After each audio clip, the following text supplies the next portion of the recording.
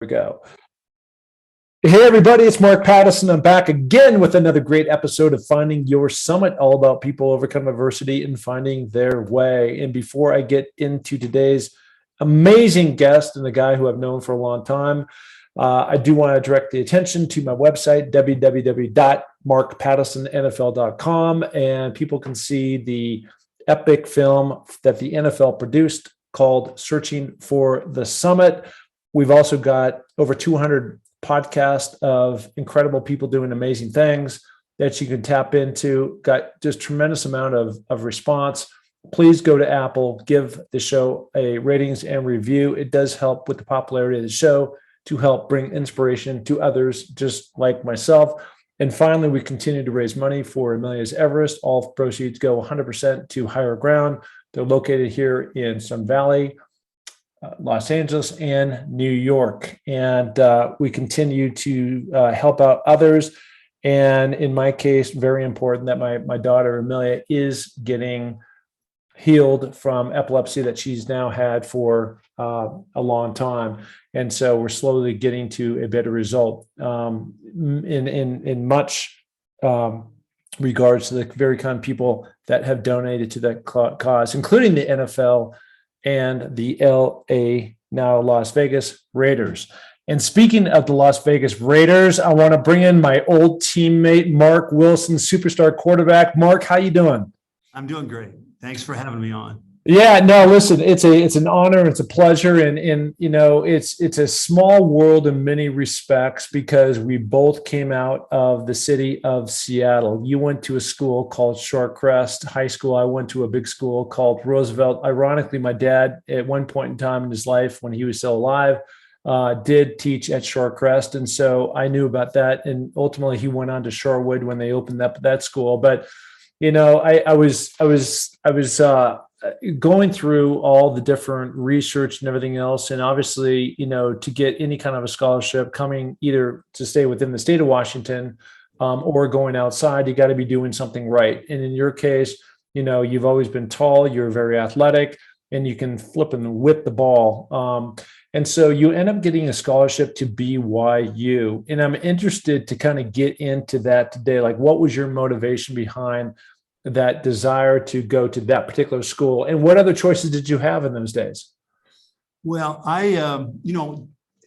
interestingly enough, Shorecrest is probably 20 minutes or 30 minutes from Roosevelt. I mean, yeah, it's crazy to think that, we grew up pretty much in the same neighborhood, basically. Right. But, my generation, probably same with you, we played all the sports. We didn't play one sport. So I played basketball, baseball, and football. My going into my senior year, I was being recruited by everybody in the Pac-8 at that time. Yeah. And a lot of schools. But my senior season, I broke my jaw in the second game of the year. So I only played, 2 games my senior year, and a lot of the schools dropped out. And I was left with a few big sky schools. USC, Cal was still in there, BYU.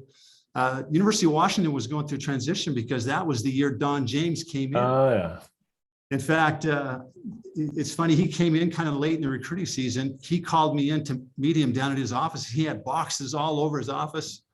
And he said, I got to be honest with you, Mark, I don't know who you are, but everyone's telling me I need to recruit you. So you're here, and I hope you come to Washington.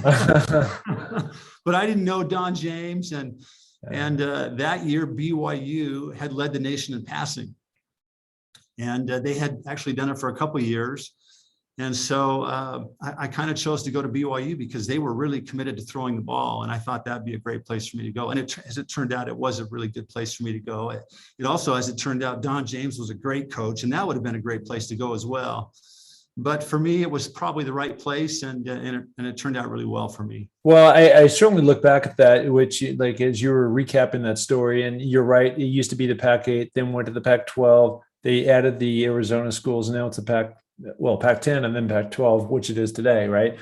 And the interesting thing about that is, having been a wide receiver and having gone to the University of Washington and played for Don James, it was certainly a run, then pass. And you went to an all-out air attack. And it was actually pretty unusual for that day. And so when you go down there, you look at this big major string of quarterbacks, McMahon and Steve Young and Robbie Bosco and Ty Detmer, and you were before all those guys. Who was before you when you were talking about setting records?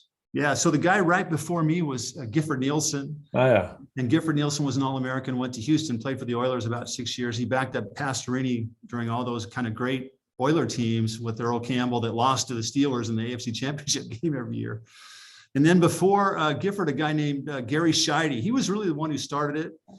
That's probably not true. A few years even before Gary was a guy named Virgil Carter, who you might remember that name, played with the Chicago Bears during the Gale Sayers era.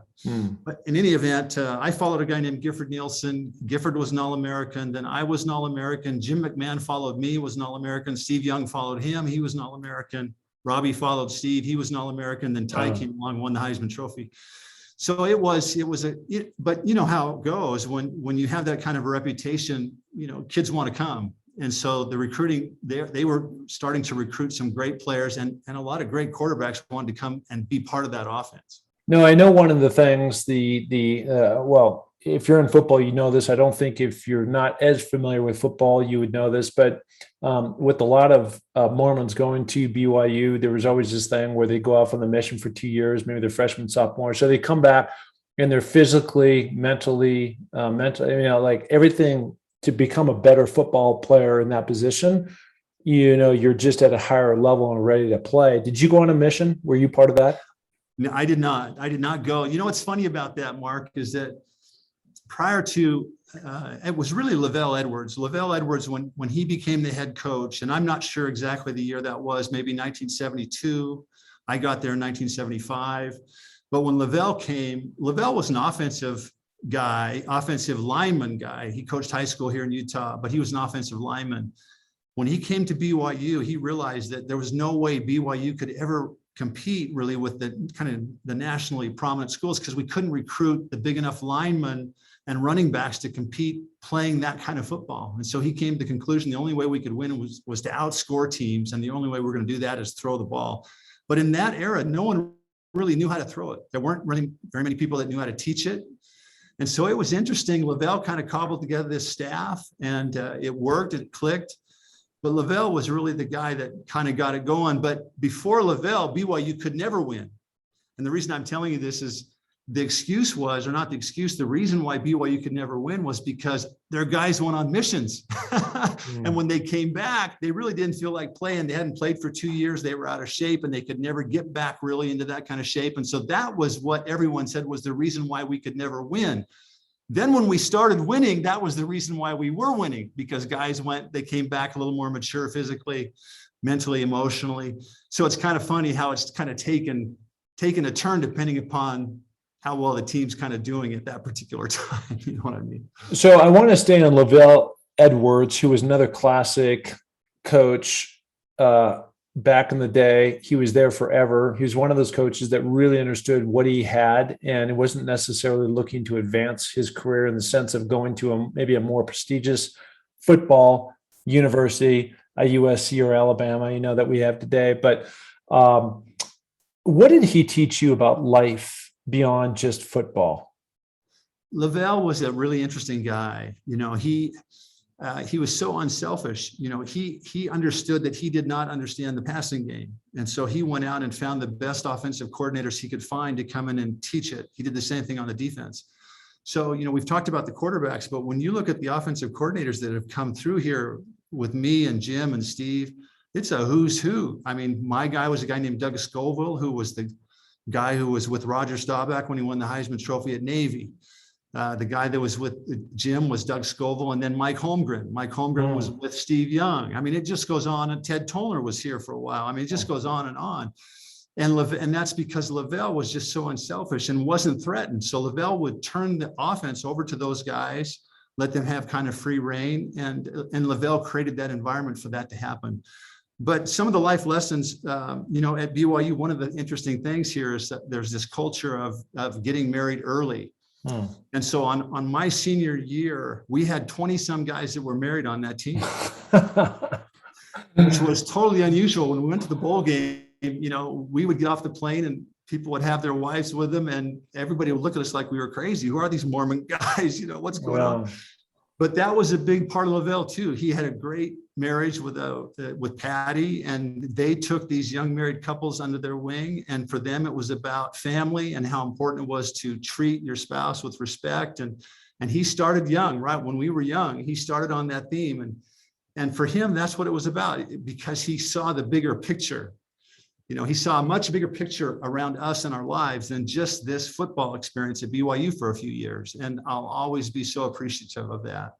That's incredible. And I know you've been married for a long time. Were you part of that same group of people getting married early? Yeah, Colleen and I got married when we were 20, and we've now been married for 44 years, and It's been amazing. Yeah, no, that is amazing. I want to ask you about Jim McMahon, because he did come after you. Actually, before I ask you about Jim McMahon, I want to ask you about your junior year, because you went off, I think it was 28 or 29 touchdowns, and you end up number 3 in the Heisman voting, which was incredible. What happened your junior year? Because you had a great sophomore year, 26 or something like that, touchdowns that were thrown, and then you go from 26 to 8. So did you get hurt during that year? Yeah. So on about the third or fourth game, I pulled my hamstring bad, and Jim came in and played, and Jim played great. So my sophomore year, I was the Western Athletic Conference Player of the Year, honorable mention All-American, some of those things you mentioned. Jim finished the year, and Jim was then the Western Athletic Conference Player of the Year, had a great season. So, and it took a long time for my hamstring to heal, but more than anything, Jim was playing so well, they really didn't want to make a change. And I really couldn't blame him. And then my senior year, they redshirted Jim. And so I went back and I played, and I had a really good year again. And that was kind of a strategy, again, that BYU always did. Gifford Nielsen redshirted, I redshirted, Jim McMahon redshirted, and Steve Young was supposed to redshirt, except that the quarterback they had slotted to follow Jim didn't pan out. And so they moved the schedule up and Steve started. But that was what they tried to do here at BYU, was to redshirt all the quarterbacks, so they had that extra year in the system. That's I redshirted too, so I understand that. So you end up reloading, not rebuilding so much of the program that you're doing. It's really interesting to me that you have a guy. I mean, I don't know how often this has happened where a quarterback goes off like that, like Jim McMahon did, is the player of the year for the conference, and then he redshirts the next year just because you're coming back, who actually won it the year before. That's a really interesting dynamic.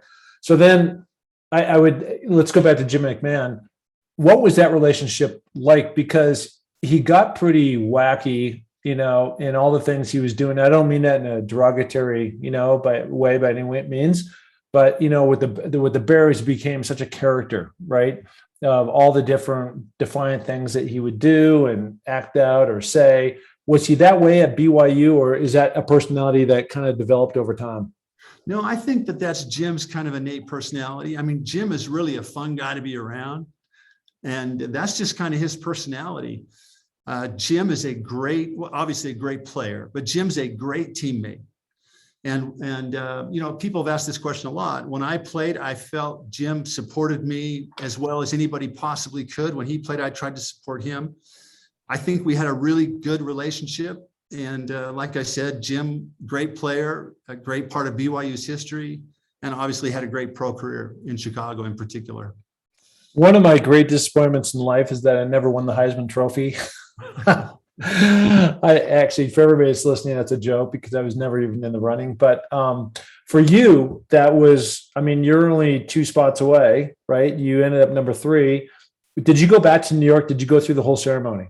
No, we didn't do it in those days. We didn't really do that. So I remember sitting in the athletic director's office, and we were kind of waiting for the announcement, and kind of waiting on pins and needles to see what was going to happen. I really didn't think that I was going to win, but to come in third was a great honor. It's a great honor. Okay, so now let's move on and let's get into the NFL. You're drafted in the first round. Just absolutely amazing to be in the first round, of course. So that'd probably be 1979, roughly, right? It was the 1980 draft. 1980, which is a great year to be drafted by the Raiders, because they end up going to the Super Bowl and beating the Eagles in the final game. what was that like for you? Because I remember, from my experience with the Raiders, it was just so different from my experience with Don James, very hard nosed. I mean, even stretching, where you lined up by position and by depth chart, and everybody was exactly 5 yards apart. And now you're just, it was kind of loosey goosey, and the whole Al Davis thing and all these personalities were there. And I believe, if my memory serves me right, in that year in 1980, I believe, is the year that that the Raiders may have come from a wild card and gone all the way. Yeah. So, I mean, what was your experience like when you first got there, and now you've gone from this BYU culture to the crazy Raiders? Yeah, it was crazy. And I was, a little nervous about it. And then to add to that, I actually sat out of training camp for a couple of weeks. So when I showed up at training camp, everybody had been there for a few weeks, and now I'm showing up. So that just kind of added to the anxiety.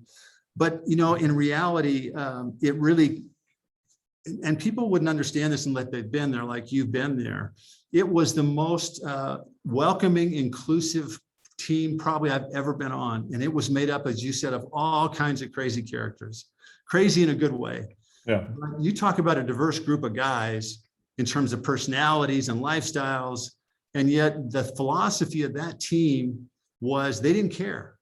What they cared about is what you did when you stepped on the field. And if you stepped on the field and played and practiced hard and studied hard and were prepared for the game and then played the game hard, you could pretty much be whoever you wanted to be, and they would be supportive of that. That was a great thing for me because I was on the other end kind of the spectrum, but it really worked well for that team at that time. And I think it's worked well and served that organization well over the years. So that was kind of my experience when I first got there. Yeah, a guy that we had chatted back and forth last night about that I had great respect for was Todd Christensen. Todd, I don't know if he ever became an all, I know he's all pro, but in the Hall of Fame. I'm not sure if he made it that far, but just a phenomenal tight end. He moved, as you mentioned last night, from fullback to tight end, could catch anything, could get open. One of the hardest working guys ever. And even though he was very different from me and my personality, he was so respectful of what I was trying to do, just bury my way. I mean, I was a seventh rounder, you were a first rounder. So then there's a big gap in trying to make the team when you sit in those two different positions. And he couldn't have been any more supportive of just rooting me on, amongst all that competition. And Todd would have understood that. He was a third-round pick by the Dallas Cowboys as a running back. It didn't really work out. He got released. He got picked up, I think, by the Philadelphia Eagles. He was only there for a few weeks. Then he got picked up by the Giants. That didn't work out. The Raiders picked him up off the waiver wires, and they only picked him up because they needed a punt snapper. So he was the punt snapper, and he played on all the special teams. And they said to him, basically, listen, we need to move you to tight end.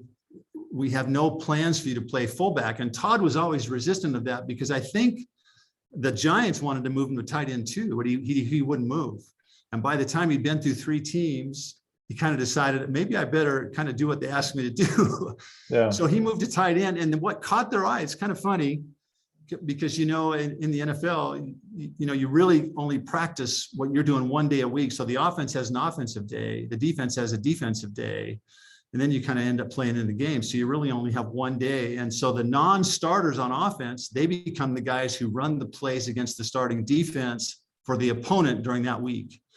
And where Todd really caught their attention was he took it really serious. So in the conference of the Raiders was the San Diego Chargers under Eric Coryell, and they had a tight end named Kellen Winslow. And when we would play the Chargers, Todd knew he was essentially playing Kellen Winslow, and he would go crazy. He would catch a million balls. No one could cover him. And everybody was looking at him like, whoa, maybe we got something here that we didn't really quite know we had.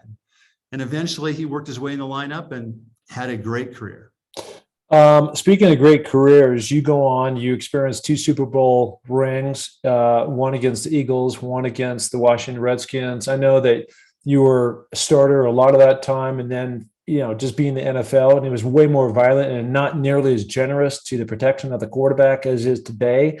I can't even imagine the kind of numbers you throw up today, but I think I read you still ended up like number 6 all time in terms of Raider passers. Now, since I read that, maybe it's changed a little bit, but to be anywhere up on that list is just, it's an honor. It's a great thing that you accomplished. And, I know you did battle some injuries when you were there, but it's just, again, the durability of any quarterback back in those days was just tenuous, right? Because the rules were so different and people would fight and punch and, do everything else. And so there wasn't as nearly as much protection, for your position as there is today.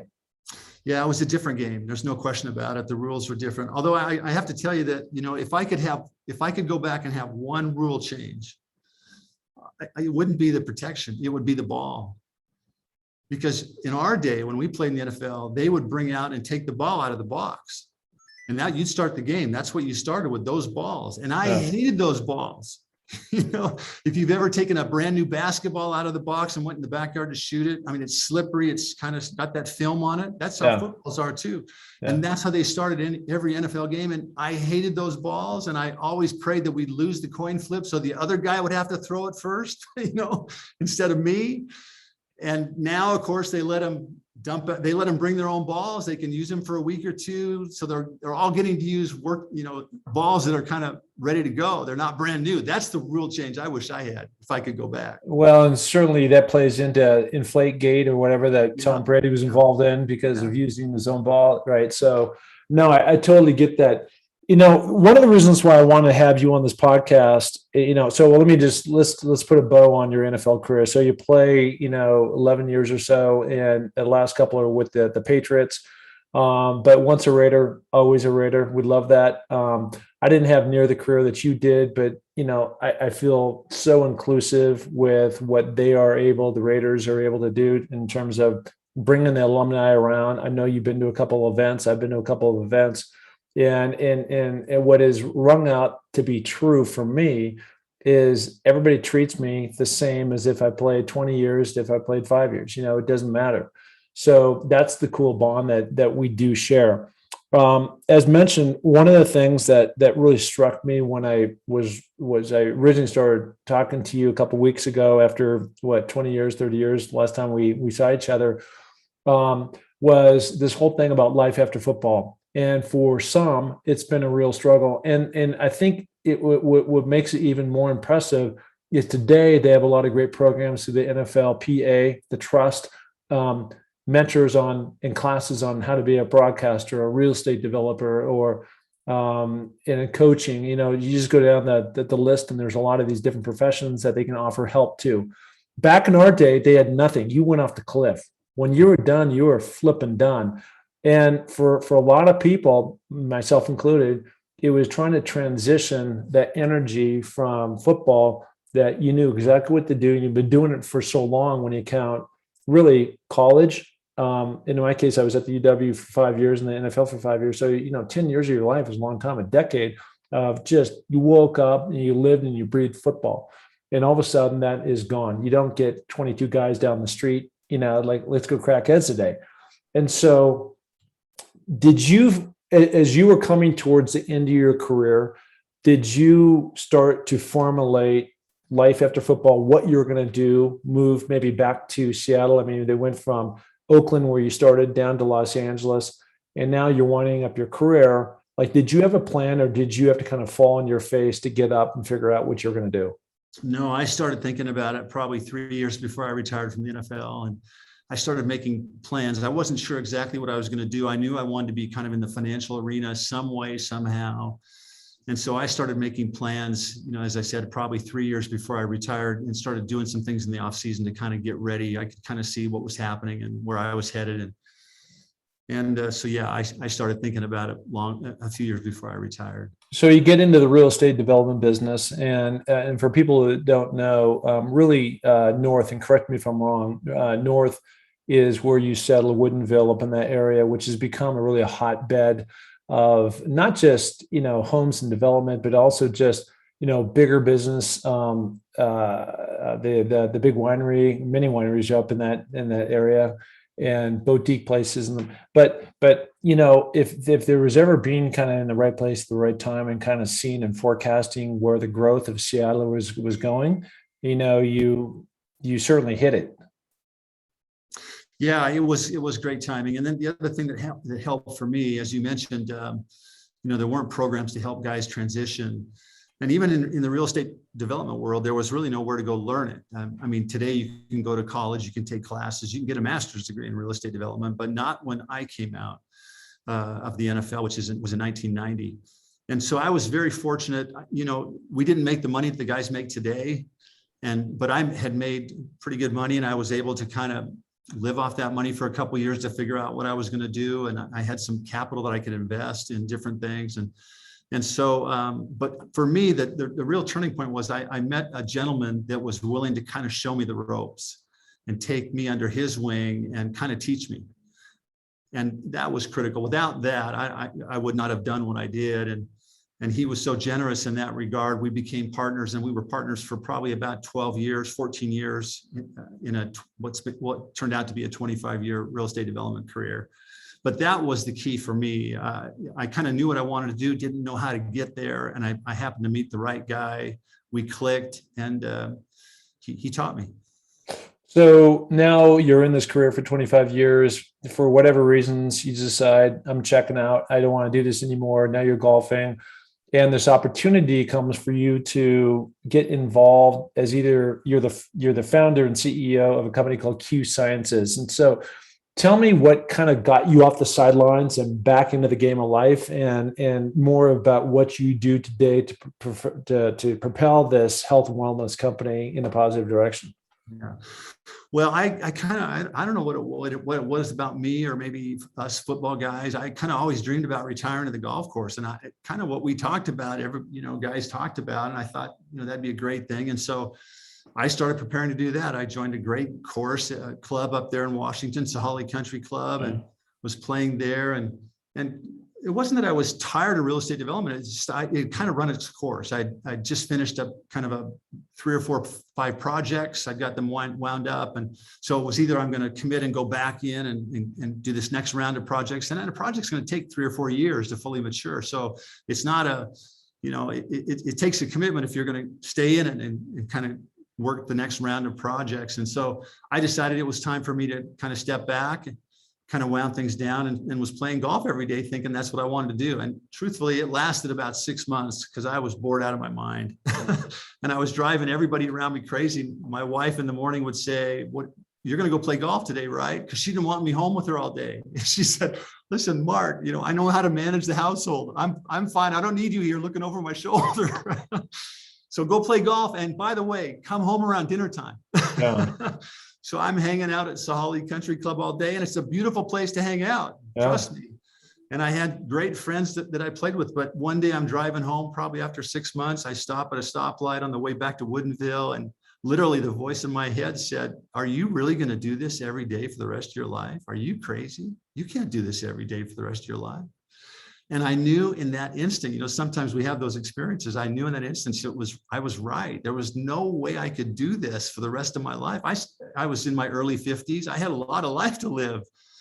And so I started thinking about what I might do. So I wasn't tempted to kind of give up on that and just go back and play golf. I sold the membership and then really started spending some time in terms of what I wanted to do. And I'd learned, in 25, 30 years outside the NFL, that you start with the why. You don't start with the what or the how, if that makes any sense. Yeah. And so for me, it was, why do I want to jump back in, and what do I want to do and why? And for me, it was really pretty simple. When I got up in the morning, this was the criteria. When I got up in the morning, I wanted it to matter. And when I went to bed at night, I wanted to feel like in some way, no matter how small a way, that I had done something during the day that maybe benefited somebody or somebody's family. And that was the criteria. That was the why. And so then it was, okay, well, how do we do that? Or what do we do to fulfill that why?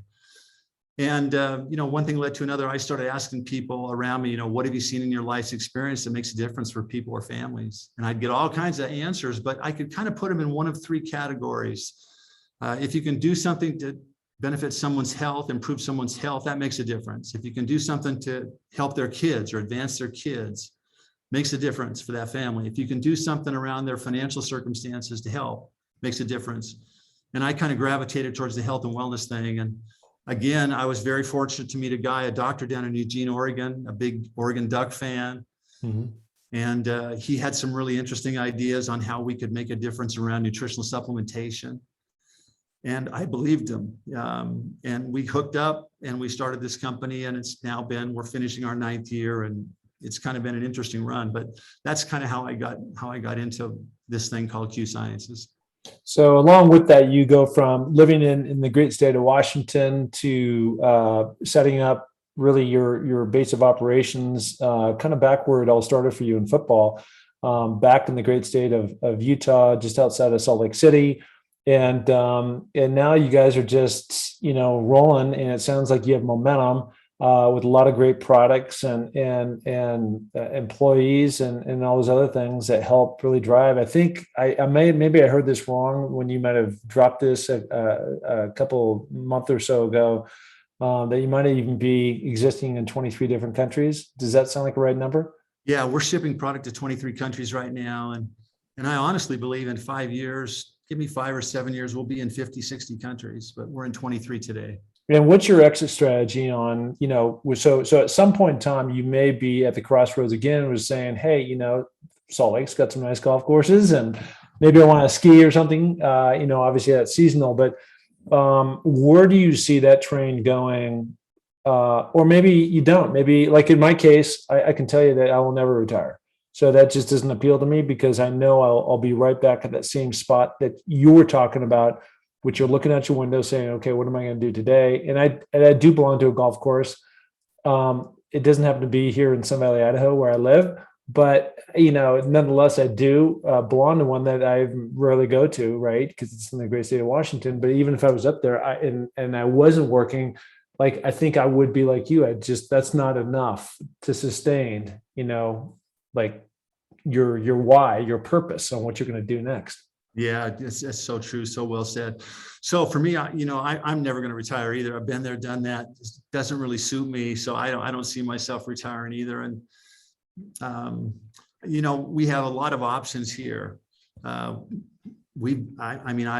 probably could have made the decision to take this company public 100 times already. And that's just going to increase as we continue to expand and grow. So that's an option. Although I do have some of my I've got 2 sons that are involved in this business with me now. My oldest is an attorney and he does our legal work, and my youngest has an MBA and a finance kind of specialty. So he works in our finance group. I really think that we'll probably stay private, but at some point I'll bow out or I'll move up and be the chairman of the board. I won't be in the daily operations, and these younger guys will run it. And I'm kind of anxious to see how they do, to see how they'll do in that role. I love that. And, I've been, I'm so incredibly grateful to come down and spend some time with you in February. I'm going to speak to some of your people that are going to come to your conference, and that's going to be just a eye-opening, fantastic experience. I'm sure there's going to be a lot of energy and momentum, when we get to that site, that location that you're going to have. And so I personally cannot wait. I thank you so much. And, I'm so happy for you, the way life turns out. Before we went live today, we're talking about this tragic story with a current Raider. Actually just got cut last night, going 156 miles per hour, impaired at 3:56 in the morning. And, ended the life of another gal. And both he, this football player and his girlfriend were hurt in fiery crash. And, it's just bad. And those are just tragic stories. And it's so uplifting. And that's what this podcast is about, is trying to bring some inspiration and some levity by showing other people's struggles that they've now turned into success, or they just had to make that hard right. You had a fantastic career, NFL career. It's amazing. And you were able to take a right-hand turn, and now you're sitting and put yourself in not just one career, which is the real estate, but a second career, which is helping others with their health and wellness. And just, what a great spot to be in. So it's a tribute to you on your life and a lot of the choices that you've made. Well, thank you, Mark. I appreciate that. And we are as excited to have you come. So I've let people know that you're coming, and everyone is so jacked to have you come and listen to your story. So we can't wait to get to February either. Awesome. What is the website for QSciences? I want to make sure that everybody knows where they can find these really cool products. Well, if they go to just shop.qsciences.com, they can get to our products and see what we have. Okay. It's a nice, big, fancy Q, which I love. That's on there. So listen, it's been a joy. It's been an honor to have a former Raider great and teammate on the pod. And nothing but best of luck to you in the future, your company, your health, your wellness, your family, everything else that goes with that. Thanks so much. Appreciate it. All right, everybody. There he is, the one, the only Marc Wilson. Thank you.